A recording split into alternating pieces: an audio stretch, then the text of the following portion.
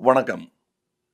திரு KP அவர்களைப் பற்றி ஒரு குறிப்பிட்ட நாளில் பேச வேண்டும் என்று 9ஆம் தேதி அவர் பிறந்த நாள் என்றெல்லாம் சொல்லி நினைவுபடுத்துகிறார்கள். எனக்கு அப்படி நினைவு கூறும்படி குறித்து வைத்துக் கொள்ளும் நாட்கள் என்று எதுவும் கிடையாது.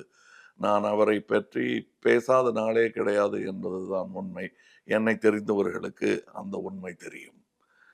என்னை பொறுத்தவரை திரு கேபி அவர்கள் எனக்கு என் வாழ்வில் சில முன்னேற்றத்தை தந்தார் என்பதற்காக போற்றப்பட வேண்டியவர் மட்டுமல்ல.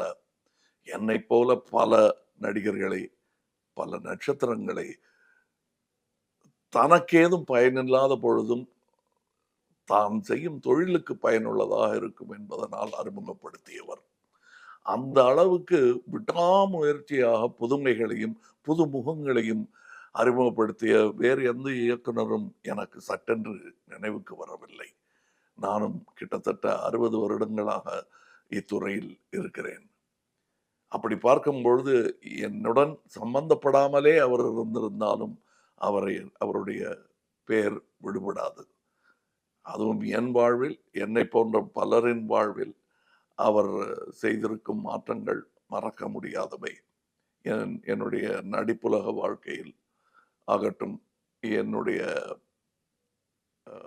ஒரு கட்டுப்பாடுடன் செயல்படும் விதத்தை கற்றுத் தந்ததாகட்டும், எல்லாமே அவரிடமிருந்து கற்றதுதான். என்னைப் போல் இதைச் சொல்வதற்கு நிறைய நடிகர்களும், தொழில்நுட்ப கலைஞர்களையும் அவர் உருவாக்கி வைத்திருக்கிறார். அவர் குடும்பம் என்று சொல்லிக் கொள்ளும் அளவிற்கு அவருடைய வீட்டு காம்பவுண்ட் வாலுக்குள் அடங்காத ஒரு பெரிய குடும்பத்தை அவர் உருவாக்கி வைத்துவிட்டுத்தான் போயிருக்கிறார்.